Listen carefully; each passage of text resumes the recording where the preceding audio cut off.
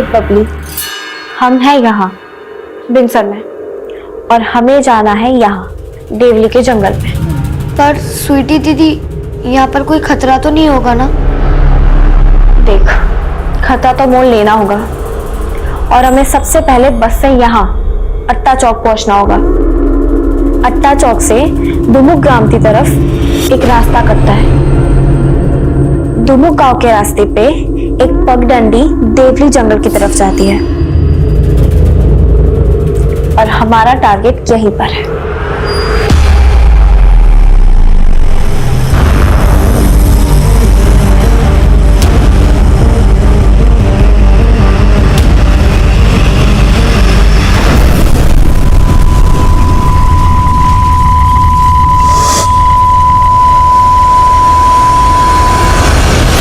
नमस्कार, मैं Divyanka Tripathi Dahiya crime petrol सतर्क विमेन अगेंस्ट क्राइम के आज के एपिसोड में आपका स्वागत करती हूँ। हमारे समाज में लड़कियों की परवरिश का तरीका हमेशा रूढ़िवादी रहा है। लड़कियों को कैसे उठना बैठना चाहिए, कैसे बोलना चाहिए, चोटी से लेके पहनावे तक हर बात पे लोगों की कोई ना कोई राय होती है। उनसे कहा जाता है कि तुम हमारी इज्जत हो, एक चूक और भारी कलंक। सोचो कितनी दहशत, कितना प्रेशर, कितनी डर की जिंदगी बिताती हैं ये लड़कियां। उनके जहन में बाहरी दुनिया के लिए ऐसा हवा बना दिया जाता है कि लड़कियां लड़ने की जगह डरने लगती हैं। स्वीटी और बबली की आपबीती एक डर से शुरू हुई थी, लेकिन अब उन्होंने लड़ने की ठान ली थी। पर उनकी लड़ाई थी क्या? इतनी छोटी उम्र में वो ऐसी जगह जाना चाह रही थी जो एंटी सोशल ग्रुप्स का गढ़ है। क्या उन्हें किसी मिशन के लिए तैयार किया गया था या किसी ने उनकी मासूमियत का गलत फायदा उठाया था? सारे सारे गा रे ग म ग म ग म प म प म प ध प ध प ध नी ध नी ध नी सा नी ध नी ध नी ध प ध प ध। चले गए शोर शराबा, सर फटता है हमारा, बंद कीजिए। अरे मालती, शोर शराबा नहीं है, ये रस है, संगीत का रस। लेकिन बंदर का जाने अदरक का स्वाद है। बस, काहे बना रहे इनको अपने जैसा? दूर रखिए इनको अपने संगीत और नाटक मंडली से। अरे मालती, अरे हम तो बहुत छोटे से कलाकार हैं, लेकिन देखना हमारी बिटिया बहुत बड़ी कलाकार बनेंगी। याद रखना, एक दिन टीवी में गाएंगी, टीवी में, और हम सबका नाम रोशन करेंगी। बस इन लोगों को ना कभी संगीत से दूर मत होने देना, चाहे कुछ भी हो जाए। चलो बेटा, सारे सारे गा रे ग मा ग म। अरे हाँ दीदी, ये लो खाने का डब्बा। जल्दी।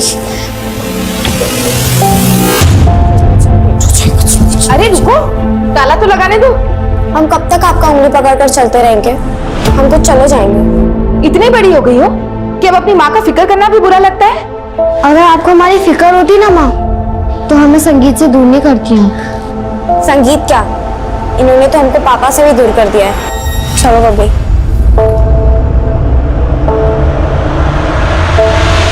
बच्चों के मन में जो बात घर कर जाती है ना मालती जी, उनको बदलना बहुत मुश्किल होता है। देखिए, आप हमारे घर के मामले में दखल अंदाजी मत कीजिए।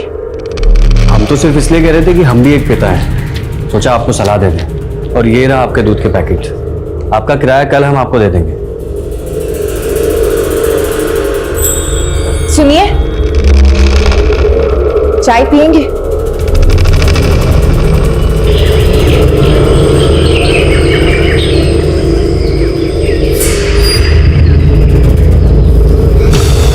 दीदी, अगर स्कूल की छुट्टी पर हम घर नहीं पहुंचे तो माँ को जवाब देना मुश्किल हो जाएगा। देख बब्बी, आज चाहे कुछ भी हो जाए, पर हम पापा को अपने साथ लेकर ही जाएंगे। फिर चाहे उसके लिए हमें कुछ भी क्यों ना करना पड़े, और माँ को हम कुछ भी बोल देंगे। अभी चल। आखिर कब तक हम नारियों को ही अग्नि परीक्षा देनी पड़ेगी? पापा, क्या वो काहे हंस रही हो? पापा अपनी साड़ी क्यों पहन रखी हो? अरे क्या बताए बिटुआ, हमारी जो नाटक वाली अभिनेत्री है ना, वो पड़ गई है बीमार, तो हम सोचे कि हम ही अभिनेत्री बन जाए। अब तुम्हारी अम्मा तो हमारी अभिनेत्री बनेंगी नहीं ना। हम अभिनेत्री बन जाए? पापा, हम दोनों ने सोचा है कि बबली सिंगर बनेगी और हम एक्ट्रेस। अच्छा, और अभी जो आप बोल रहे थे ना, हाँ? वो सब हमने याद कर लिया है। हम आपको करके दिखाएं? हाँ चलो बाबा, देखते चलो। हाँ बेटा, सुनाओ। आखिर कब तक हमको अग्नि परीक्षा देनी पड़ेगी? क्या एक नारी का संसार में यही अस्तित्व है? कैसा किया? शाबाश! अरे ये दोनों बिटिया हमारी देखना नाम रोशन करेंगी।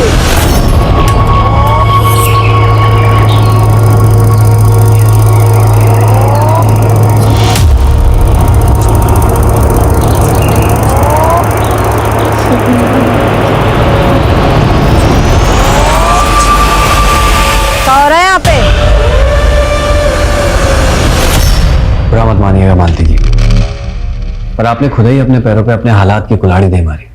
आपको ये सिंदूर, ये मंगलसूत्र उतार के फेंक देना चाहिए और बोल देती सबको तुम मर गया हो, तो आपकी बेटियां इस पे भरोसा कर लेती। कुलदीप जी, आप हमारी दुविधा को नहीं समझ पाएंगे। लेकिन आपकी बेटियां जो समझ रही हैं वो बहुत हानिकारक है आपके लिए।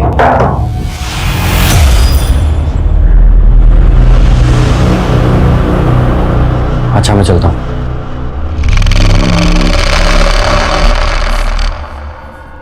वो मालती जी, हम दीप्ति को स्कूल से घर ला रहे थे तो ये बोली बबली को किताब लौटाना है। वो चाची, आज बबली और स्वीटी दीदी स्कूल नहीं आए ना, तो सोचा ये किताब बबली को देते हुए चली जाती हूँ। ये क्या बोल रही हो दीप्ति? वो दोनों तो सुबह स्कूल के लिए निकले थे। नहीं चाची, वो दोनों तो स्कूल आए ही नहीं थे।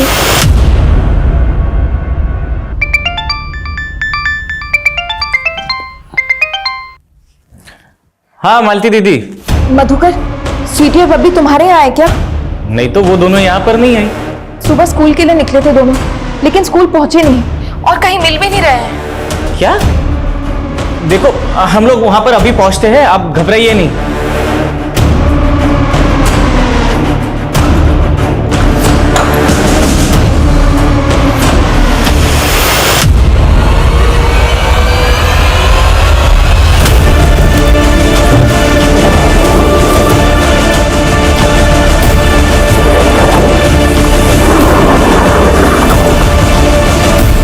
हमको स्कूल छोड़ने से रोक रही थी। कहाँ गई थी? जल्दी बोलो वरना देंगे एक। वो अम्मा, हम फुलवारी में तमाशा देखने गए थे। ये तमाशा का भूत नहीं उतरा अभी तक? हाँ, क्या मिल गए संगीत और तमाशा से तुमको और तुम्हारे पापा को? बस माँ, पापा को तो आप कोसिका ही नहीं। हमको पता है कि आपने पापा को कितना तकलीफ दिया है। शुक्र मनाइए वो राजेंद्र आपकी जमीन छीन नहीं रहा, दाम दे रहा है उसके। वैसे भी वो बंजर जमीन किस काम की? बंजर है तो क्या हुआ? पुश्तैनी जमीन है हमारी, और पुश्तैनी जमीन माँ के समान होती है। तो तुम क्या कहती हो कि हम अपनी माँ को बेच दें? दो बेटियों के बाप हैं आप, काहे खतरा मोल ले रहे हैं? अरे हम नहीं डरते किसी से। और एक बात बताओ, तुम उस राजेंद्र का काहे इतना पैरवी कर रही हो? हाँ। रुको, हम देखते हैं कौन आ गया। अरे अरे अरे कौन? अरे मालती! अरे छोड़े! अरे मालती! अरे तुम लोग हमको कहाँ लेके जा रहे हो भाई? छोड़ो हमको!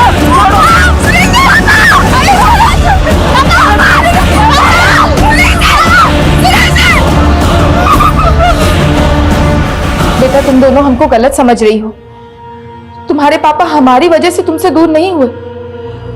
और अगर तुमको ऐसा लगता है कि हमने तुमको संगीत से दूर कर दिया है तो हम बदल जाते हैं। रुको रुको,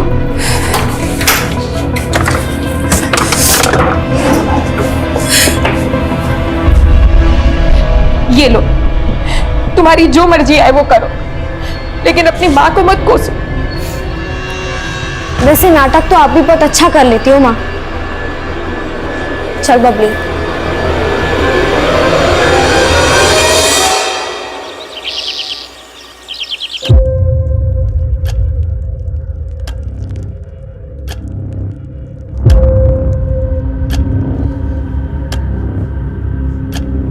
स्वीटी, बबली,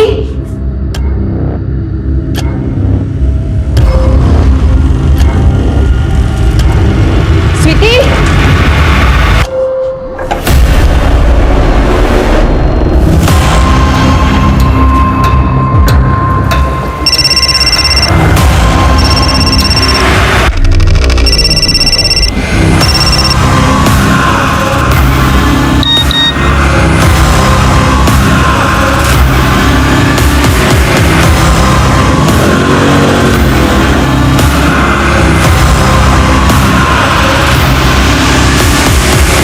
तो हमने देखा था उन्हें जब हम दुकान खोलते थे, यहीं से जा रही थी। वो जमींदार राजेंद्र जी के बेटे रतन का सर खोल दिया था बबली ने, वही गुस्से में गया था उनके पीछे।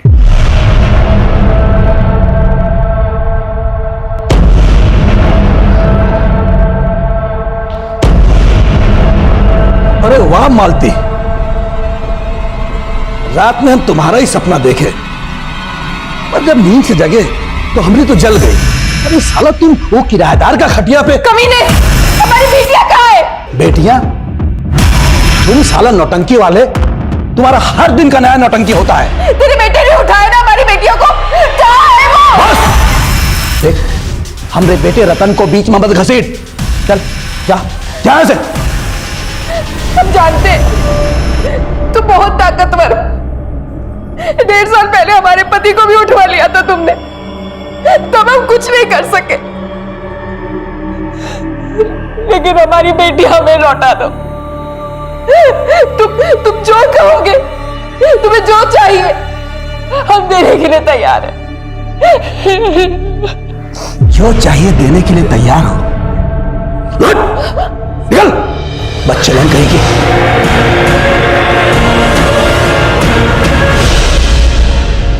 तुम तो पीछे ही पड़ गई राजेंद्र के।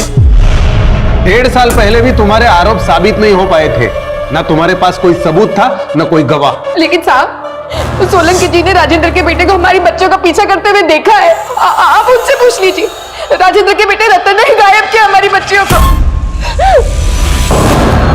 हाँ बाबा, कहाँ है तू? ठीक है, हम बात करते हैं। कहा इंस्पेक्टर? अरे किस सोलंकी के बयान पर भरोसा कर लिया? अरे हमरे बेटे को नहीं, वो कमीना किसी और को देखा होगा। तो फिर आपका बेटा रतन कहाँ गायब है? अरे गायब नहीं है, शहर गया है। उसका इस केस से कुछ लेना देना नहीं है। तुम फिर उस गलत औरत का बात पर भरोसा कर लिए। तुम उसके गेम को समझ नहीं पा रहे हो। गेम? कैसा गेम? 2 महीना पहले वो एक किराएदार रखे थे, दुनिया की नजरों में धूल झोंकने के लिए। असल में वो किराएदार उसका प्रेमी है। अब उसके लिए पहले वो अपने पति को गायब की और अब अपनी बेटियों को। अब तुमको हमारे बात पर भरोसा नहीं है ना, तो जाके पूछ लो पड़ोसियों से कि उनके बीच में क्या चल रहा है।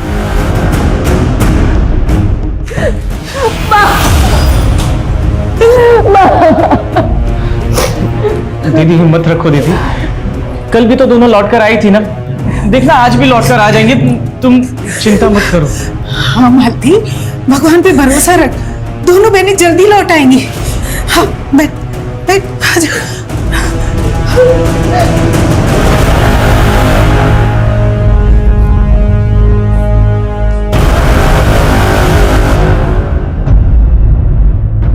हम तुमसे प्यार करने लगे हैं बबली, लेकिन तुम्हारे सामने बोलने की हिम्मत नहीं होती।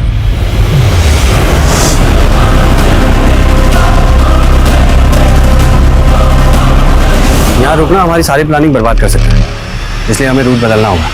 दीप्ति, तुम ये किताब देकर गई थी हमको, इसमें ये निकला है। क्या है ये? कुछ भी मत छिपाना हमसे। तो चाची, ये किताब हमें जतिन ने दी थी बबली को देने के लिए। कौन जतिन? हमारा सीनियर था, पर फेल होके बबली की क्लास में आ गया था, पर उसके पापा के डेथ के बाद उसने पढ़ाई ही छोड़ दी। ये क्या बात होती है जतिन?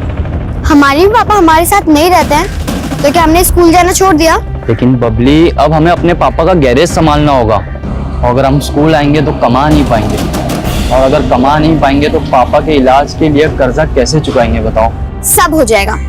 तुम स्कूल नहीं आ सकते तो क्या हुआ, ओपन से पढ़ लेना, हम तुम्हारी मदद कर देंगे, ठीक है? बबली उसको पढ़ाने उसकी दुकान पे जाती थी, वहीं उसकी एक किताब छूट गई थी जो जतिन ने हमको दी थी। सब यही उस जतिन का घर है साहब, कल से यहाँ ताला लगा हुआ है, इसका दुकान, इसका फोन दोनों बंद है। ये जतिन के फैमिली में और कौन कौन रहता है? पिता थे जो गुजर गए साहब, हमको जतिन पर भी शक हो रहा है, तभी तो ये गायब है। आज हर तरफ उनकी निर्मम हत्या के चर्चे थे। क्यों हुआ उनका ये दर्दनाक अंत? इस गुनाह की शुरुआत कहाँ से हुई? ये उनके पिता की तलाश का अंजाम था, या वो किसी जातीय मतभेद की सूली चढ़ गई थी? क्राइम सीन का मंजर कानून को भी चुनौती दे रहा था। आखिर इस गुनाह की पृष्ठभूमि क्या थी जिसने सरकार को भी झकझोर के रख दिया था? चारों तरफ उन्हें इंसाफ देने का हल्ला गूंज रहा था और इसलिए क्राइम ब्रांच आ गई।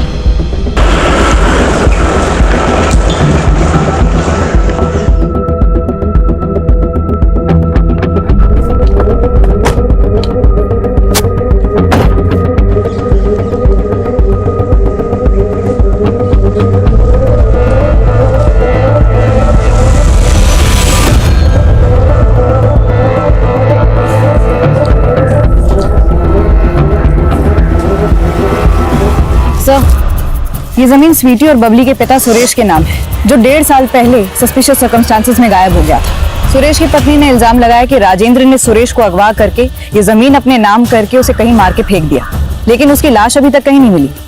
और इस बार भी उसने राजेंद्र और उसके बेटे रतन पर ही अपनी दोनों बेटियों के कत्ल का इल्जाम लगाया। किसी सोलंकी नाम के आदमी ने गवाही दी थी कि उसने रतन को इन दोनों लड़कियों के पीछे जाते देखा था, लेकिन लोकल पुलिस ने उसकी गवाही खारिज कर दी। तुमने तो बताया था उस समय तुमने चश्मा नहीं पहना था। हाँ सर। लोकल पुलिस मान रही थी कि वो रतन की बजाय कोई और भी हो सकता है, लेकिन रतन कहाँ गायब है ये अभी तक लोकल पुलिस पता नहीं लगा पाई, और ना ही उस जतिन को ढूंढ पाई है जिसका लव लेटर बबली की नोटबुक में मिला था। दोनों को ढूंढने में लग जाओ, तब तक मैं जरा इस राजेंद्र से मिलता हूँ। चल।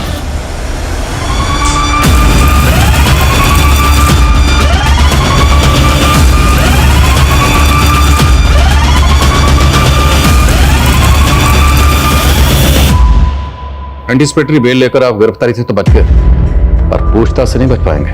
पूछिए जो भी पूछना है, ताकि सच्चाई बाहर निकले, हमको भी तो पता चले कि कौन कमीना हमको फंसाना चाहता है। अगर आप वाकई चाहते हैं कि सच्चाई बाहर निकले तो अपने बेटे को बाहर निकालिए। क्यों छुपा रखा उसे? छुपाया नहीं है साहब, उसको किसी ने गायब किया है केस को उलझाने के लिए। गायब तो 1.5 साल पहले बबली और स्वीटी के फादर सुरेश को भी किया गया था, तब भी उसका इल्जाम उसकी बीवी मालती ने आप पर ही लगाया था। साहब तब भी वो झूठ बोली थी हमको फंसाने के लिए। साहब हमको पूरा यकीन है वो नीली कलर की गाड़ी इन्हीं की थी, यही उठाए थे सुरेश जी को। इंस्पेक्टर, ये हमसे जमीन का पैसा एडवांस लेकर अपने पति को मना नहीं पाई और अब कुछ भी बक रही है। बक तुम रहे हो। एक मिनट, तुम तो बोल रही थी उन आदमियों के चेहरे ढके हुए थे इसलिए तुम चेहरे देख नहीं पाई, फिर वो राजेंद्र और उनका बेटा ही था, ये दावा तुम कैसे कर सकती हो? उस औरत को दुखियारी समझने का गलती मत कीजिए। वो औरत और उसका आशिक किराएदार मिलकर ये षड्यंत्र रच रहे हैं। वो औरत उसके प्रेम में पड़ के पहले अपने पति को निकल गई और अब अपनी बेटियों को।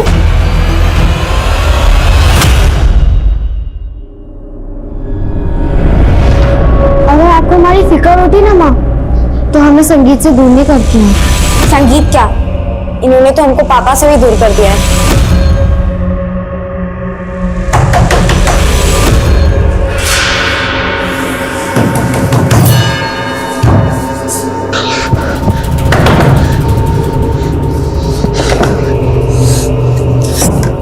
आपसे कहा था ना, आप जाइए यहाँ से, अगर वो उठ गई तो अच्छा नहीं होगा। जाइए, निकलिए यहाँ से, जाइए।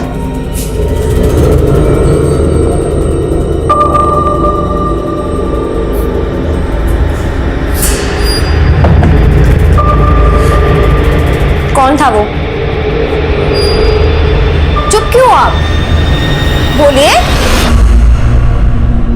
मालती, बेटिया अब कुछ नहीं रखा है यहाँ, तो हमारे साथ चल। हाँ दीदी, इस घर में रहोगी तो इन यादों से कभी निकल ही नहीं पाओगी। हम इस कोप से कभी बाहर नहीं निकल सकते। हमें दोषी है सारी बर्बादी के, हमें कहीं शांति नहीं मिलेगी।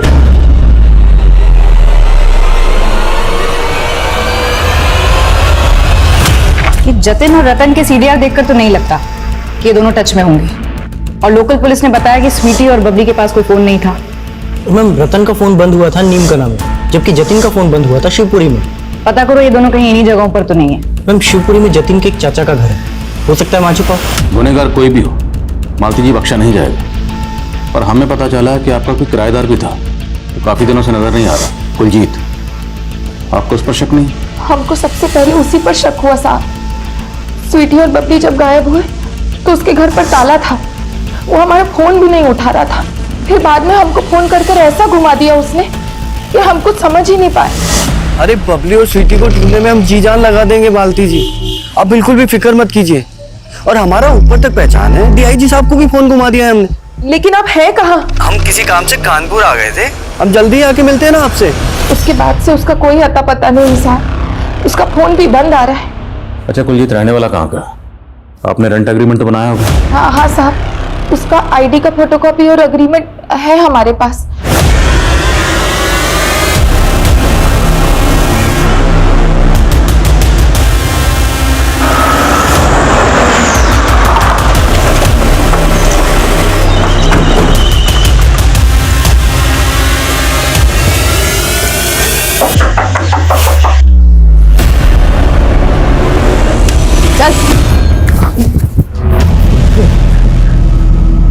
सर हम बबली को क्यों मारेंगे? हम प्यार करते थे उससे, और स्वीटी के साथ भी हमारा कोई दुश्मन ही नहीं था। तुमने दीप्ति के हाथों बबली के लिए जो लव लेटर भेजा था, उसमें तुमने लिखा था कि वो तुमसे आकर मिले। क्या उस शाम को बबली तुमसे मिलने आई थी? हाँ सर, हम उसी दिन शाम में उससे मिले थे। हाय जतिन। हमने सोचा था शायद तुम नहीं क्यों नहीं आएंगे हम? आके तुम्हें ओपन से पढ़ना है और हमें तुम्हें ट्यूशन भी तो देनी है। वो बबली, दीप्ति ने तुम्हें जो बुक दी थी उसमें हमारा नोट था, तुम्हें मिला? कैसा नोट? वो तुम घर जाके देख लेना। अच्छा ठीक है, हम घर जाके देख लेंगे। वो जतिन, हम कह रहे थे कि इस पेपर में एक वैन का नंबर है, पता करके बताओ ना कि ये वैन किसके नाम से रजिस्टर है।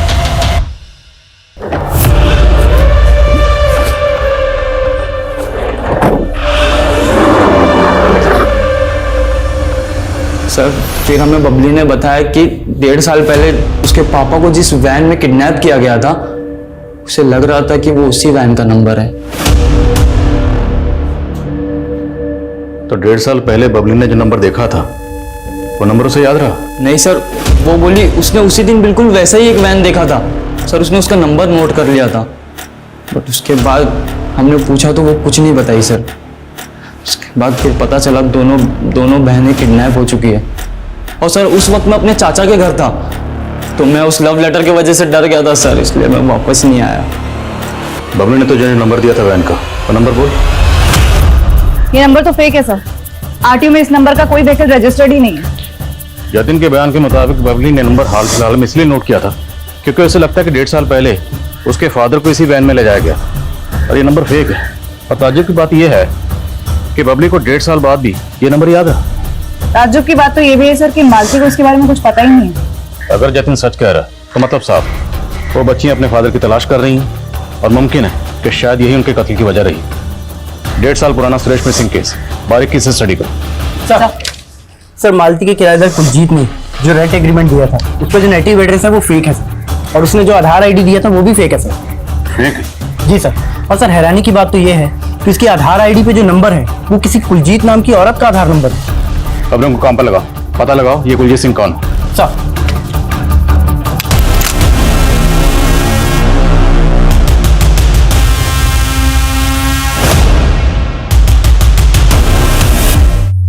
तो तू है सोलंकी जिसने उस आदमी को मालती का घर किराए पर दिलवाया था? हाँ साहब, लेकिन हमें नहीं पता था कि वो इतना बड़ा बंडलबाज निकलेगा। क्या मालूम तू भी इसकी बंडलबाजी में शामिल हो? नहीं नहीं साहब, हम तो सिर्फ मालती की मदद करना चाहते थे, लेकिन हम हैरान तो तब हुए जब उनकी बेटी अपना कमरा किराए पर देना ही नहीं चाहती थी। वहाँ उस कमरे से हमारे पापा की यादें जुड़ी हैं। वहाँ पापा रिहर्सल करते थे। हाँ माँ, उस कमरे में हम किसी को नहीं रहने देंगे। कमरा अगर किराए पर नहीं चढ़ाया ना तो घर का खर्चा चलाना मुश्किल हो जाएगा। माँ लेकिन हम कह रहे हैं वहाँ नहीं। कुछ नहीं सुनना है हमको, चलो अंदर जाओ। सब बच्चियां गुस्सेल जरूर थी, लेकिन बहुत मासूम थी। साहब वो रतन के बारे में तो मैंने तुमसे कुछ पूछा ही नहीं। रतन के खिलाफ बयान देने के लिए तुझे किसी ने पैसे दिए? नहीं साहब, ऐसी कोई बात नहीं है। हमारी आंखें जरूर कमजोर हैं, मगर उस दिन हमने रतन की आवाज अच्छे से सुनी थी। बहुत गंद बक रहा था बच्चों के बारे में। हमने कुछ नहीं किया साहब, हमें छोड़ दो। सर वो ओरिजिनल कुलजीत जिसकी आईडी का इस्तेमाल उस किराएदार ने किया था, मैंने उसके बारे में पता लगाया सर। उस कुलजीत की 2 साल पहले डेथ हो चुकी है। मतलब उस किराएदार ने एक मरहूम औरत की आईडी का गलत इस्तेमाल किया? रतन की प्लेट? नहीं सर, फिलहाल कुछ नहीं पता चला। पता लगाओ वो कहाँ है। राजेंद्र को लगता है कि उसके बेटे रतन को कहीं गायब किया गया है, और पूरे चांसेस हैं कि इसने खुद ही अपने बेटे को कहीं गायब किया। सभी रिश्तेदारों और दोस्तों से पता करो, पता लगाओ रतन कहाँ है। स्वीटी और बबली की पोस्टमार्टम रिपोर्ट, दोनों की रिपोर्ट में जमीन आसमान का फर्क है। स्वीटी की मौत सर पर चोट लगने से हुई और बबली की स्ट्रैंगुलेशन से। स्वीटी की मौत बबली की मौत से 24 घंटे पहले हो गई थी। बबली का गैंग रेप हुआ, लेकिन स्वीटी की रिपोर्ट रेप कंफर्म नहीं करती। पर हाँ सर, स्वीटी सेक्सुअली एक्टिव थी। ये कैसे मुमकिन है? दोनों बहनें एक साथ गायब हुई, एक साथ पेट पर लटकी हुई मिली, फिर दोनों की पोस्टमार्टम रिपोर्ट में इतना फर्क कैसे? और स्वीटी का सेक्सुअली एक्टिव होना, तो क्या स्वीटी की लाइफ में भी कोई लड़का था?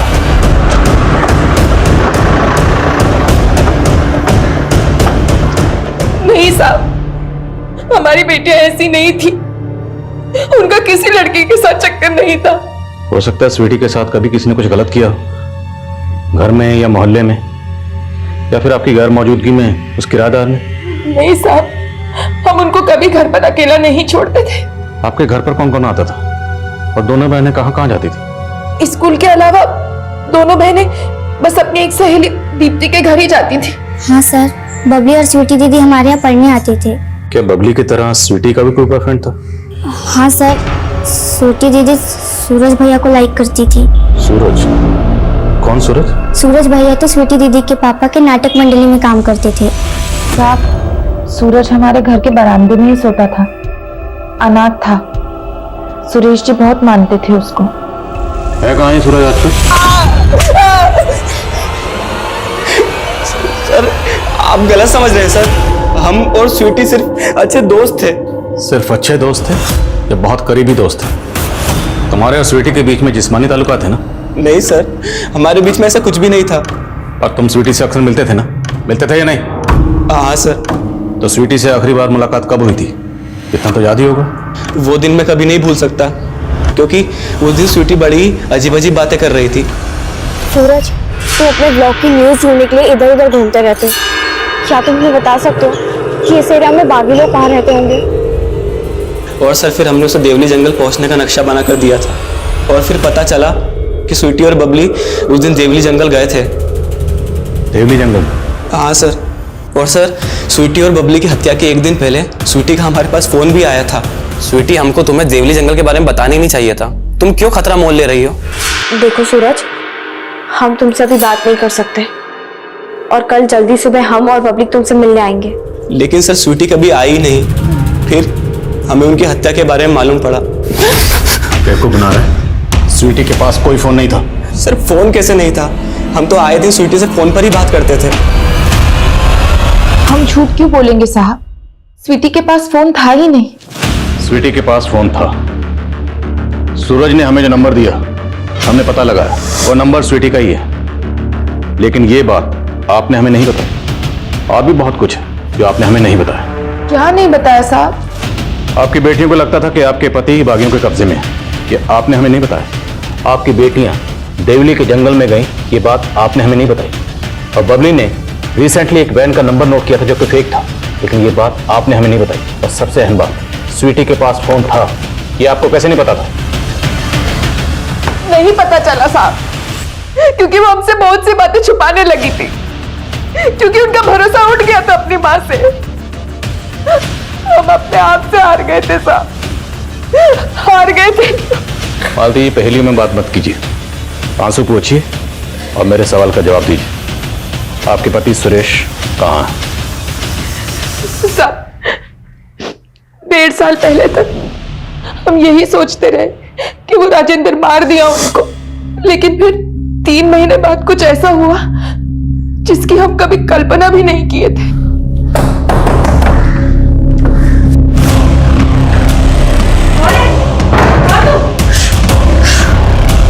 आप? बबली और स्वीटी कहाँ है? वो तो अपनी नानी के घर है। आप जिंदा हैं? हाँ, हम जिंदा हैं।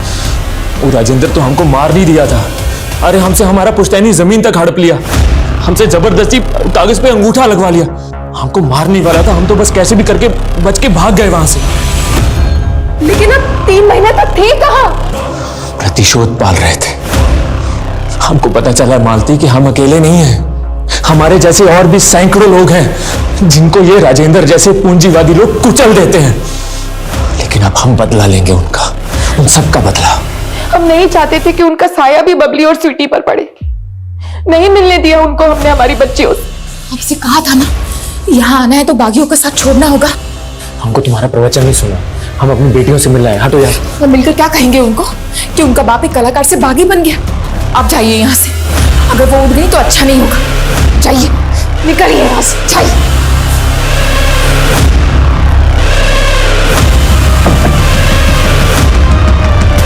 कौन था वो? चुप क्यों आप? बोलिए।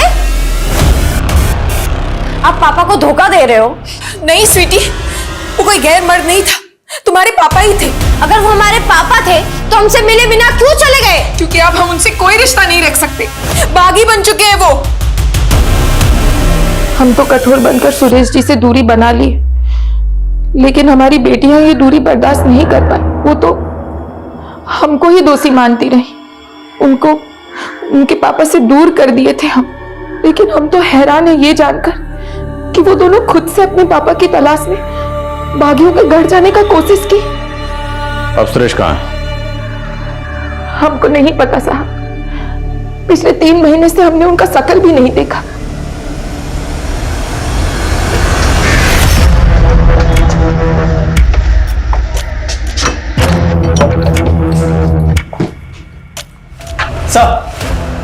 सर हमारे एक खबरी ने अभी भी एक इन्फॉर्मेशन दी है। उसे एक प्रॉपर्टी एजेंट मिला है जिसने उस किराएदार को जनकपुरी में भी एक घर किराए पे दिलवाया। Sir we are very close, हमारा मिशन जल्दी ही सक्सेसफुल हो जाएगा।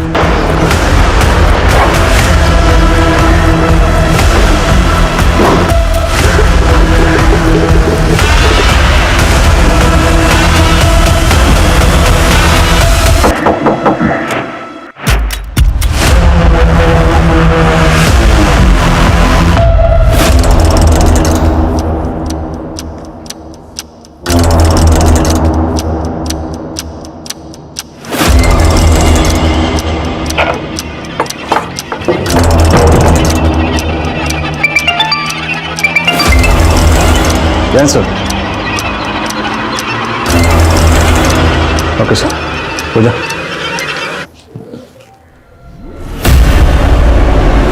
विनोद शर्मा अंडरकवर एजेंट हूं।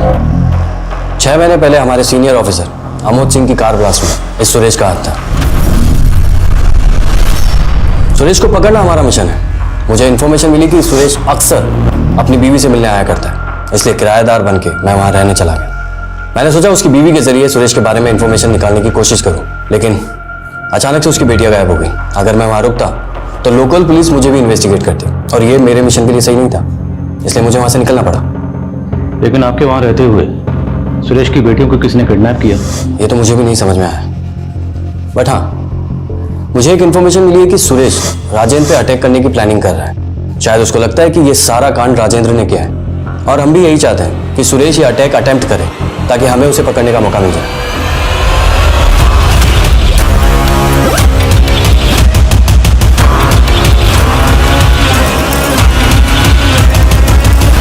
सर सर सर आपको कुछ गलत फहमी हुई है सर।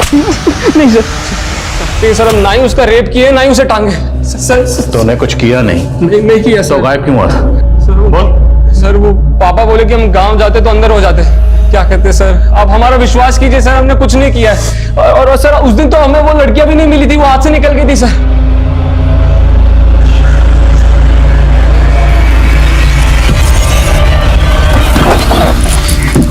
मैडम वो लड़कियां यहाँ मुड़ गई थी और हम सीधे चले गए थे। उसके बाद क्या हुआ हमें नहीं मालूम। लेके जाओ उसे। अगर ये लड़का सच बोल रहा है तो पता करो उस दिन वो दोनों बहनों को यहाँ किसी और ने देखा था क्या। शायद इससे पता चला कि वो दोनों बहनें यहाँ से कहाँ गई थी। ओके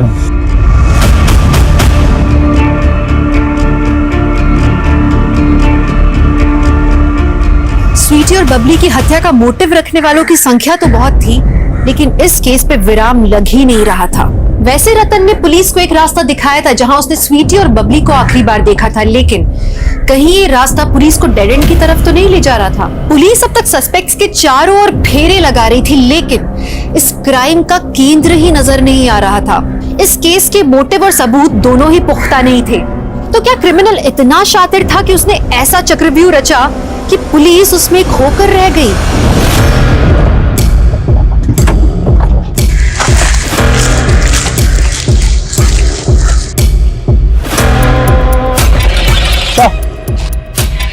उस तरफ एक स्ट्रक्चर है।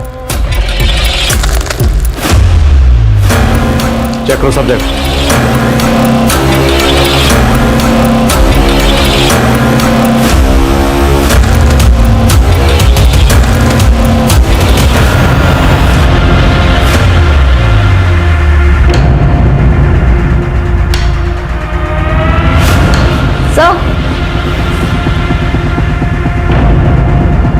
सर ये तो स्वीटी का फोन है। इस जगह का जो भी मालिक है हाजिर करो उसे। सर बोलो।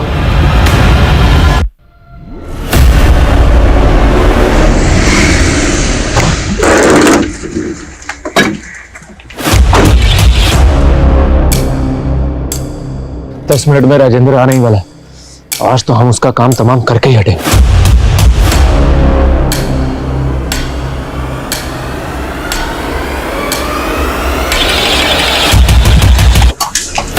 Crime branch. राजेंद्र हमारा जिंदगी बर्बाद कर दिया। हम सीधा बागियों के पास गए। सब हमारा नाटक मंडली था। हम कभी कभी उनको नाटक दिखाने जाया करते थे, इसलिए हमारा उनसे पहचान था। और जब उनको पूरा बात बताया तो उन्होंने हमारी मदद की, हमको अपने साथ में ही रख लिया साहब। 3 महीने से तुम अपनी बीवी और बच्चियों से मिलने क्यों नहीं आए? साहब बागियों के सरदार जी की बेटी रजनी हमको पसंद करती थी, हमारी कला की मुरीद थी, तो साहब हम उससे शादी कर लिए। लेकिन साहब हम अपनी बेटियों को मिले बगैर रह ही नहीं पाते थे। उस दिन सुरेश की बेटियां वहां आई थी और वो उसे मिलने की जिद करने लगी। अब बता, कौन है तुम्हारा बाप? हमारे पापा का नाम सुरेश है, वो भी आप लोग की तरह बागी है। उस वक्त सुरेश नहीं था वहां पे। उसकी बेटियां जोर जोर से रो के बताने लगी कि कोई आदमी रोज रोज उनके साथ जबरदस्ती करता है। कौन जबरदस्ती करता था? उसका नाम नहीं बताया उन्होंने, बोली कि अपने पापा को ही बताएंगी। फिर हमने उनको ये बोल के भेज दिया कि उसके पापा उनसे मिलने आ जाएंगे। लेकिन ये बात फिर मैंने सुरेश को नहीं बताई। मुझे लगा कि कहीं सुरेश वापस अपनी बेटियों और पहली बीवी के पास वापस ना चला जाए, इसलिए मैंने उसे कुछ नहीं बताया। फिर एक दिन हमने अखबार में पढ़ा कि हमारी बेटियों को मार के टांग दिया गया है साहब। और आखिरकार रजनी ने हमको सब सच बताया कि हमारी बेटियां वहां आई थी मदद मांगने के लिए, लेकिन हम कुछ नहीं कर पाए साहब, हम कुछ नहीं कर पाए साहब। हमको तो लगता है कि ये राजेंद्र और उसका बेटा ही हमारी बेटियों का शोषण किया होगा। हमको पूरा यकीन है साहब कि उन दोनों ने हमारी बेटियों का कत्ल किया होगा साहब। उन दोनों ने नहीं मारा, बबली और स्वीटी के कातिल को ढूंढ लिया हमने। सर पूछताछ में पता चला था कि स्वीटी और बबली यहाँ कुएं के पास देखी गई थी हत्या वाले दिन। वो यहाँ से आया जाया करती थी। ये भी पता चला कि कुएं के मालिकों से उनका अक्सर झगड़ा होता था। वो अशुद्ध बिरादरी की लड़कियां आए दिन हमारे कुएं के सामने से गुजर के हमारी जमीन को अशुद्ध कर देती थी। और साहब उस दिन तो हद ही हो गया। हमारा ही कुआं मिला तुम्हें, पूरा शुद्ध कर दिया।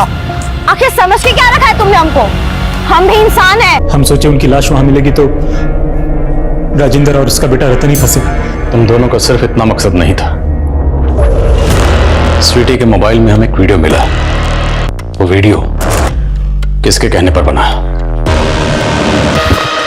वो वीडियो किसके कहने पर बनाया?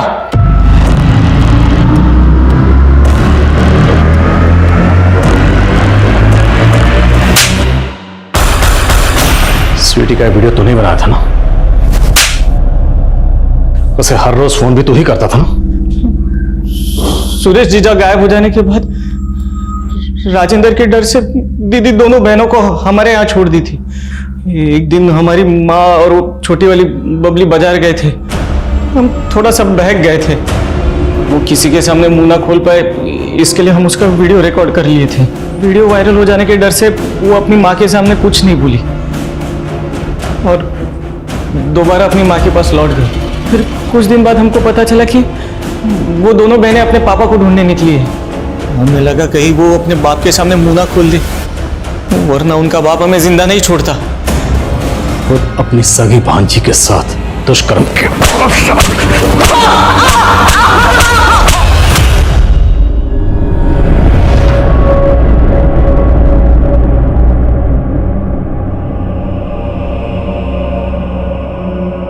मालती और सुरेश की दूरी ने उनकी बेटियों को उनसे इतना दूर कर दिया जहां से वापस आने की कोई गुंजाइश नहीं थी।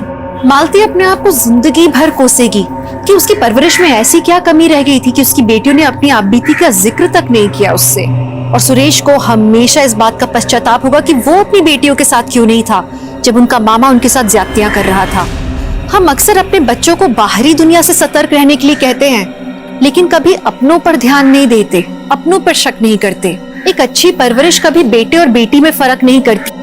आज एक बहुत बड़ा वर्ग है जो अपनी बेटियों को पढ़ा रहा है, बढ़ा रहा है। बहुत जरूरी कि हम अपने बेटों को भी समझाएं, उन्हें सिखाएं कि लड़कियों की इज्जत बहुत जरूरी है। तभी जाकर मधुकर जैसी मानसिकताएं हमारे समाज से हटेंगी। अरे ये क्या ताका झाकी चल रही है? चलिए बाहर चलिए। अरे साहब आएंगे तो भड़केंगे। भैया वो अंदर ही ना बैठे, बात करने दीजिए। अरे अंदर नहीं है, चलो चक्कर काट रहे, हमारा काम नहीं हो रहा है। अरे वो सरकारी बाबू है, तो तुम्हारे नौकर है। हमें कुछ नहीं सुनना, हम बात करेंगे। देखते हैं तुम्हारा काम कैसे होता है।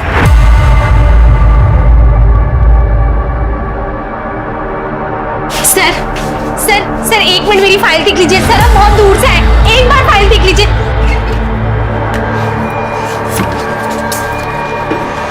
एक बार साहब ये मोबाइल में देखो कितनी सुंदर सुंदर लड़कियों की तस्वीर है। ये देखो। सर प्लीज सर एक बार मेरी बात सुन लीजिए। सर तू अंदर कैसे आ गई? चल बाहर।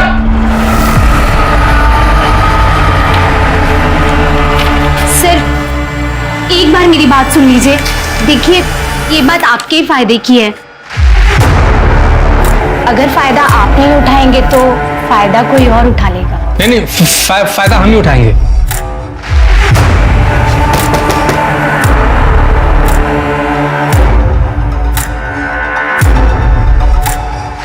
साहब को अच्छे से खुश कर देना।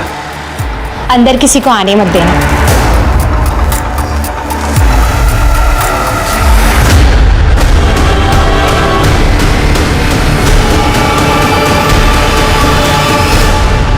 नमस्कार, मैं दिव्यांका त्रिपाठी दहिया आपका स्वागत करती हूँ क्राइम पेट्रोल सतर्क विमेन अगेंस्ट क्राइम के आज के एपिसोड में। कहते हैं सब्र का फल मीठा होता है, लेकिन अगर सब्र का बांध टूट जाए तो फल उतना ही कड़वा होता है। आपने कभी बटरफ्लाई इफेक्ट के बारे में सुना है? बटरफ्लाई इफेक्ट वो है जब कहीं एक छोटी सी चीज कहीं और किसी और बड़े काम को अंजाम दे दे। हमारी आज की कहानी का हश्र भी कुछ इसी प्रकार का है। हमारी आज की कहानी है गौरी शुक्ला की, जो पैदा तो गरीब हुई थी, लेकिन उसने ठान लिया था कि अपने परिवार को गरीबी की दलदल से निकालेगी। अपनी मेहनत से, हिम्मत से वो न सिर्फ रोज अपने हालातों से लड़ रही थी, बल्कि अपने मोहल्ले की एक अंधेरी गली के शैतान से भी लड़ रही थी। कौन था वो शैतान और क्या हुआ गौरी के साथ, आइए देखते हैं।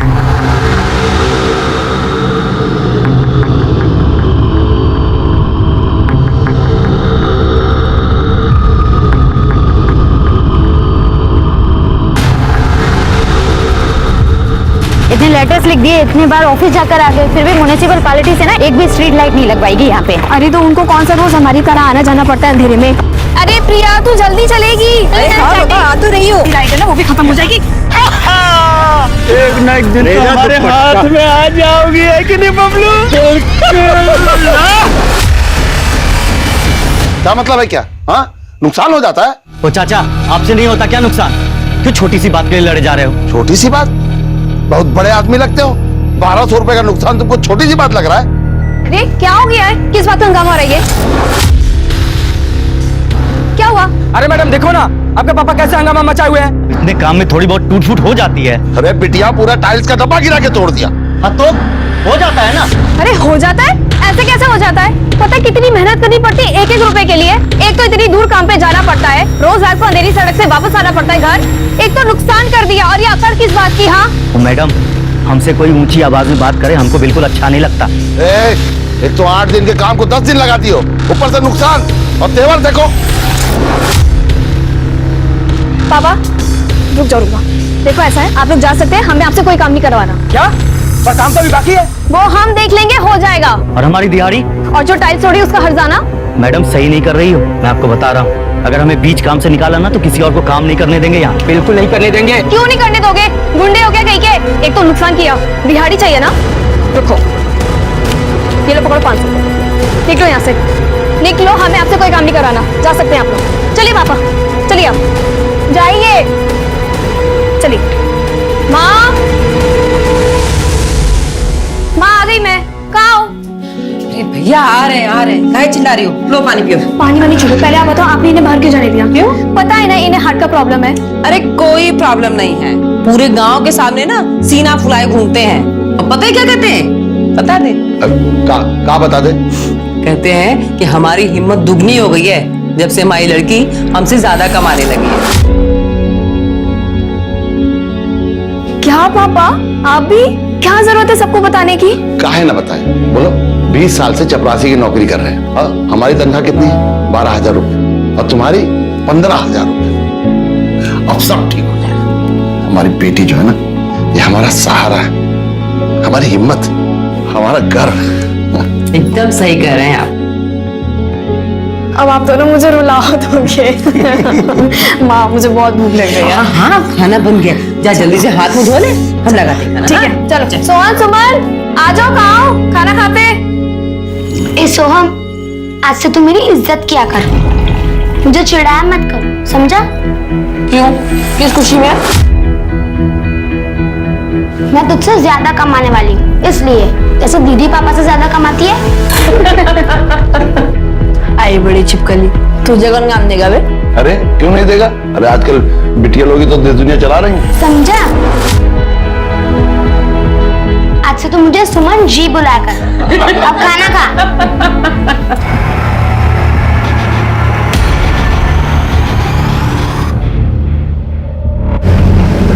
अरे तुम दोनों कहीं अपनी सीट एडजस्ट करके बैठ जाओ ना। अरे हम ठीक है, तू बैठ ना। ठीक है। हाँ। Okay madam.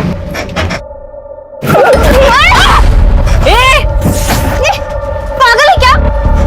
अब क्या कूद जाओगे हमारे ऊपर? सॉरी मैडम जी, ब्रेकर आ गया था, मैंने जानबूझ के नहीं किया है। ब्रेकर था? गोरी छोड़ ना यार, छोड़ दो। वैसे गौरी मैडम को गुस्सा बहुत आता है। साहब में वो ना एक दिन पुलिस स्टेशन में दे देंगे हम। हाँ दे देंगे, अभी शांत हो जाओ।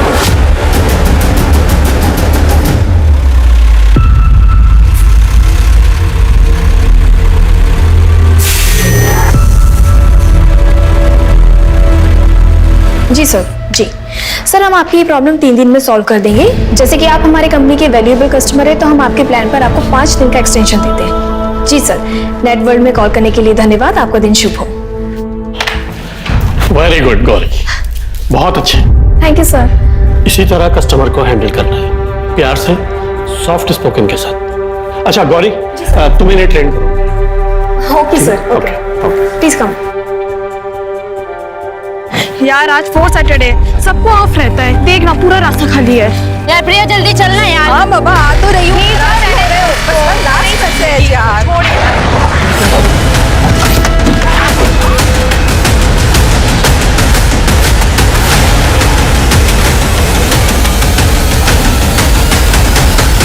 मोहन काका, मोहन काका, मोहन काका, काका। क्या हुआ निर्जा? काका वो गौरी को उठा के ले गए काली गाड़ी में। किस तरफ? वो उस गली से उठा के ले गए। रमेश तू एक काम कर, तू जल्दी से पुलिस को फोन लगा। जी जी। बेटा तू गौरी के घर जा और सब कुछ उनको बता, जल्दी जा। गाड़ी निकालो, चलो जल्दी।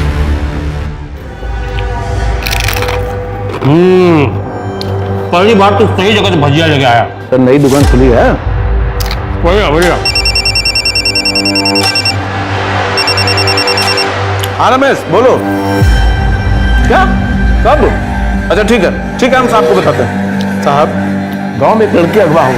करते हैं ना, फिर तो खत्म कर लेते हैं, ये गरम गरम है। हाँ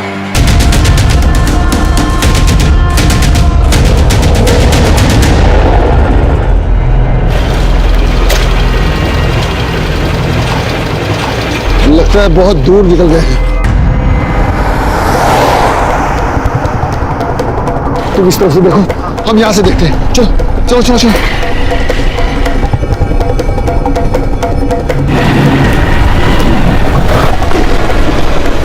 यहाँ से तो रास्ता बंद है, लगता भाग गए। चलो वापस।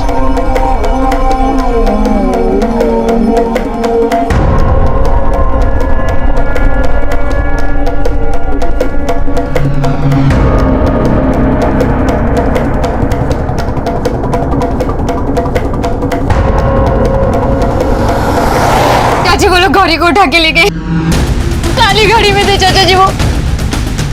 गौरी, गौरी, गौरी, चाचा जी, गौरी कहाँ है? गौरी कहाँ है? गौरी कहाँ है? अरे पुलिस कहाँ रह गई अब तक? आधे घंटे पहले फोन करे रहे, पता नहीं अब तक क्यों नहीं आए। आधा घंटा? पता नहीं हमारी गौरी को कहाँ तक ले गए होंगे वो लोग। गाड़ी साइड में लगा, गाड़ी साइड में लगा, दारू लेनी है। भाई गाड़ी रोक ले, चकने दारू को यार मजा नहीं आएगा। वो पान की टपरी में दारू मिले है, लगा गाड़ी साइड में लगा के लगा ला। मैं दारू लेके आता। लेकर चार ठर्रा निकाल।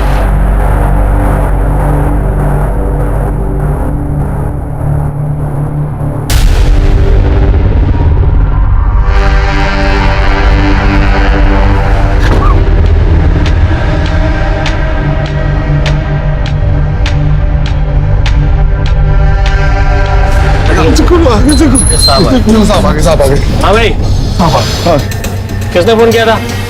किस लड़की भागी है? क्या बात कर रहे हैं साहब? भागी नहीं, उठा कर लेके गए। अरे साहब 1 घंटा देरी से आए आप, ये क्या तरीका हुआ साहब? मास्टर जी, पुलिस है हम, बहुत काम होता है हमारे पास, और ये तरीका बाद में बताना, पहले बताओ हुआ क्या था? सर हम नीरजा, सर हमारी दोस्त को उस गली से उठा के ले गए। अब हम लोग वहीं से रोज गुजरते थे, वो लोग रोज हमें छेड़ते थे सर। तुम 3 थे ना, तो बचा नहीं सकते तुझसे? और वो दूसरी लड़की कहाँ है? क्या नाम है उसका? प्रिया कहाँ है वो? साहब वो मेरी बेटी है साहब, वो डर गई है, घर में रो रही है। साहब ये सब बाद में पूछ लेना साहब, पहले हमारी बेटी को बचाओ साहब, पहले लड़की को बचा लो, वो लोग उनके साथ पता नहीं क्या कर रहे होंगे साहब। ठीक है, जाते हैं। क्या है कि स्कूटर में तेल थोड़ा कम है, अब टिकरी बॉर्डर तक कैसे पीछा कर पाएंगे? कोई गाड़ी वाड़ी है आपके पास? अरे साहब क्या मजाक कर रहे हैं? अरे कुछ तो इंसानियत रखी है, लड़की को बचा लीजिए साहब, जल्दी जाएंगे।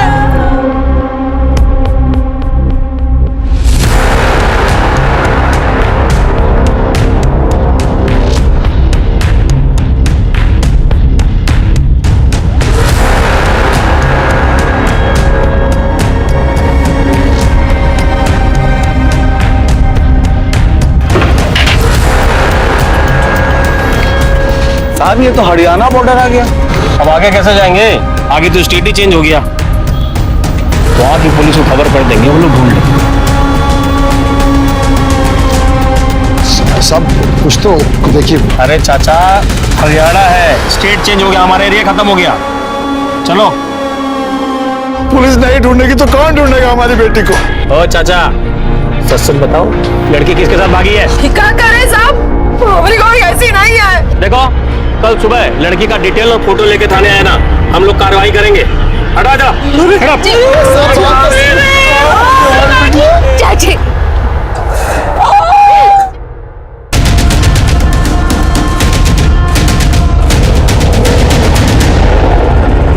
पापा ये ना 5,000 रुपए रखिए आप, कंस्ट्रक्शन का जो भी सामान है ले आना और नए मजदूर ढूंढ लेना, ठीक है? हाँ बेटा, आज ही किसी को ले आऊंगा शाम तक, बस थोड़ा सा ही काम बचा है। और ये अगले साल सोहम सुमन ये दोनों भी बोर्ड में आ जाएंगे। अच्छा इनका भी अलग से कमरा हो जाएगा। बेटा मैं कितना बदनसीब हूँ कि तुझे अलग से कमरा भी नहीं दे पाया। पापा आपके ऊपर 3-3 बच्चों की जिम्मेदारियां थे, आपने जो किया है ना सब बेस्ट किया है। You are my super dad। बड़ा प्यार हो रहा है बाप बेटी में। ये ले तेरा टिफिन। भिंडी बनाई है ना? अरे हाँ बाबा भिंडी बनाई है। जो तू कहती है वही तो बनाती हूँ रोज। चलो ठीक है, ध्यान रखना भी आप दोनों। हाँ हाँ, बाय बाय।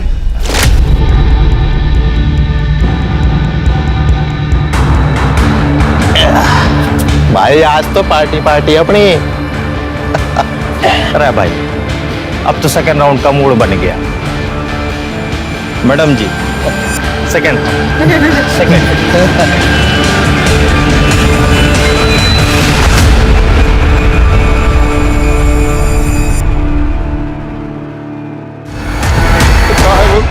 ये पता नहीं कहाँ रही, कहाँ साहब देखो साहब, हम सब ले आए जो आप मंगाए थे कल रात में।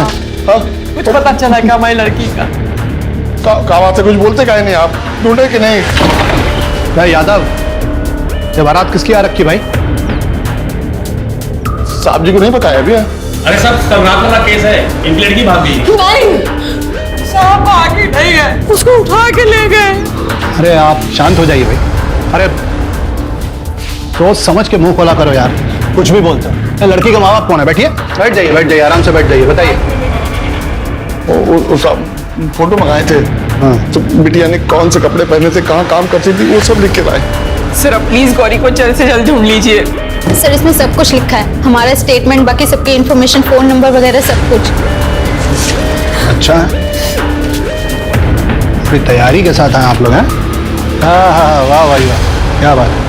साहू जी सर। इसको कहते हैं राइटिंग, ध्यान से देखो इसे। तुम्हारी राइटिंग है, समझ में नहीं आता कि डॉक्टर ने लिखा है कि तुमने लिखा भाई। वैसे शुक्ला जी आप चिंता मत कीजिए, ये फाइल हमारे पास छोड़ दीजिए, ठीक है? हम पड़ताल करेंगे, आपकी लड़की को ढूंढ के निकालेंगे फटाफट, और आप लोगों को इन्फॉर्म करेंगे जल्दी से, ठीक है? नंबर है हमारे पास, जाइए आप लोग। और यादव, वो जो लड़की का फोटो है तुम दूसरे पुलिस चौकी में सर्कुलेट करवाओ। हो जाएगा साहब, हो जाएगा। साहब जल्दी ढूंढो, पता नहीं कहाँ होगी, खाना खाए कि नहीं खाए। अरे जाइए आप लोग, साहब बोल दिए ना, जाइए।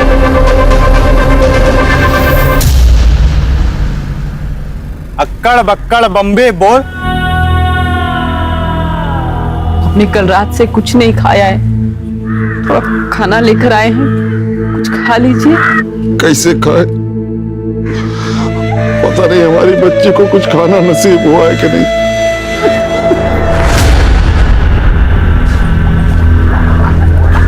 साहब हमारी बिटिया को ढूंढने जा रहे हैं, कुछ पता चला उसका? कौन बिटिया? अरे आप घर नहीं गए अभी? ठीक है, बिटिया की कोई खबर नहीं मिली है, लेकिन चिंता मत कीजिए, हम खुद उसे ढूंढने जा रहे हैं, ठीक है? चिंता मत कीजिए, मिल जाएगी। चलिए। सर सर सर मेरी बात सुनिए। सर मुझे आपको गौरी की किडनैपिंग के बारे में कुछ बताना है। आप कौन है?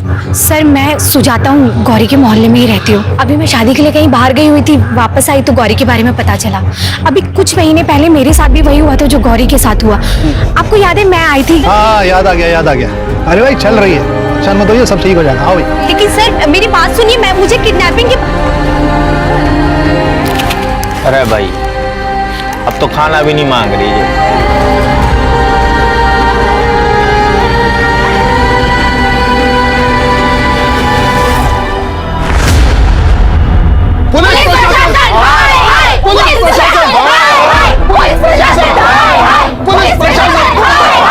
तीन दिन हो गया है साहब, हमारी बच्ची को कुछ पता नहीं चला।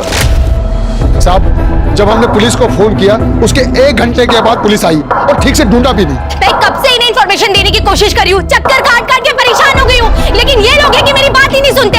अब आप ही लोग बताओ हम लोग क्या करें, कहाँ जाएं? मैं रोज आई हूँ यहाँ। पुलिस प्रशासन, हाय हाय, पुलिस प्रशासन, हाय हाय, पुलिस प्रशासन, हाय हाय।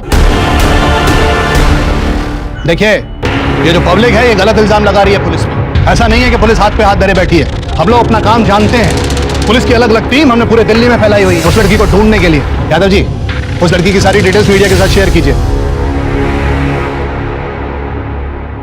पापा दीदी का कुछ पता चला? पापा मुझे दीदी की बहुत याद आ रही है।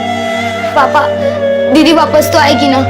कैसे नहीं आएगी, गौरी जरूर वापस आएगी।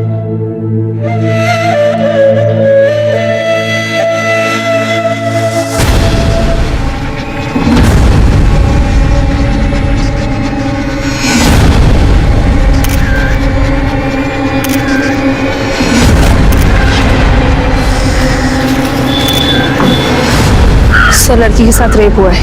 बॉडी पे एक भी कपड़ा नहीं था और बॉडी की हालत ऐसी है कि मुझसे बताया नहीं जाएगा। सर आप मत देखिए, बहुत ब्रूटल कंडीशन है।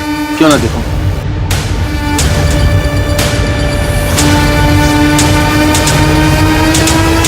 ये हमारे इलाके में हुआ है, हमारी नाक के नीचे हमारी नाकामी और लाचारी का सबूत है ये।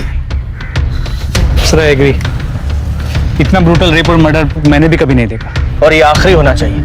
इस बच्ची के कपड़े, चप्पल, कोई पर्स, कोई मोबाइल, आईडी, कोई एविडेंस कुछ मिला? नहीं सर, पर्स, मोबाइल या कोई भी आईडी प्रूफ कुछ नहीं मिला। लेकिन सर यहाँ ये देखिए, ये बोतल के टुकड़े, लगता है इसी से सिर पे वार किया गया था। इसके टुकड़ों पे खून के धब्बे भी हैं। पूजा, बॉडी की हर एंगल से फोटो लो और यहाँ की मिट्टी को भी फॉरेंसिक के लिए भेजो। अगर उन दरिंदों का एक भी क्लू यहाँ है वो मुझे चाहिए। बॉडी को पोस्टमार्टम के लिए भेजो। सर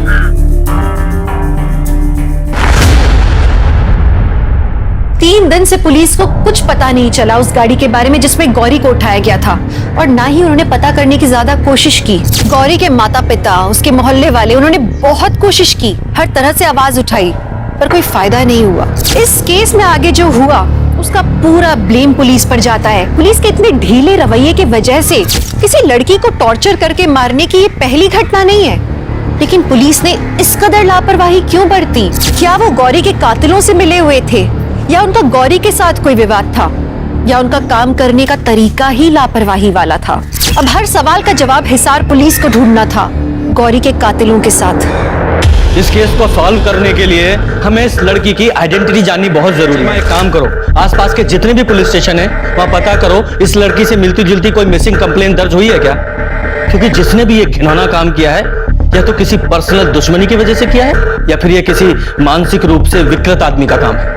पूजा, इस बच्ची की पोस्टमार्टम रिपोर्ट मुझे जल्द से जल्द चाहिए। सर इस लड़की की मिसिंग रिपोर्ट आसपास के किसी भी पुलिस स्टेशन में नहीं मिली, लेकिन सर दिल्ली के नीम का सरोदा की एक न्यूज वायरल हुई, तो वहां पे एक मिसिंग कंप्लेंट पे बहुत बड़ा बवाल हुआ, तो मैंने फोटो चेक करी, ये देखिए।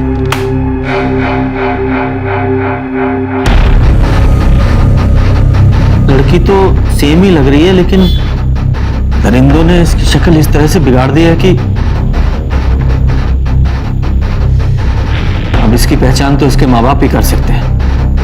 भगवान न करे किसी भी माँ बाप को अपनी बच्ची को इस हाल में देखना पड़े।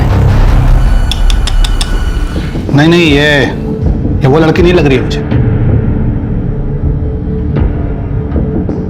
लेकिन फिर भी हमें शिनाख्त कराने के लिए गौरी की फैमिली की डिटेल्स चाहिए, प्लीज।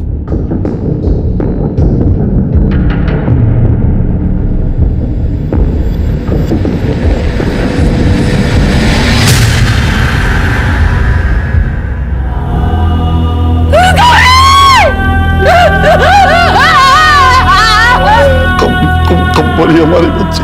गौरी हमें 28 तारीख को 28 तारीख तक जिंदा थी हमारी बच्ची और तुमने कुछ नहीं किया। शुक्ला जी, ये सब तुम्हारे लापरवाही की वजह से हुआ है। शुक्ला जी प्लीज छोड़िए। शुक्ला जी, शुक्ला जी, हमारी क्या गलती है इसमें? हमने तो अपनी तरफ से पूरी कोशिश की थी, हमें अंदाजा नहीं था ना कि वो लोग बॉर्डर के बाहर चले जाएंगे। फोन आ रहा है हमारा, अटेंड करके आते हैं। हमारी बच्ची तो मर गई साहब। अगर ये लोग रहे तो उसके कातिल भी नहीं पकड़े जाएंगे साहब। आपको पता नहीं है साहब क्या किया है इन लोगों ने।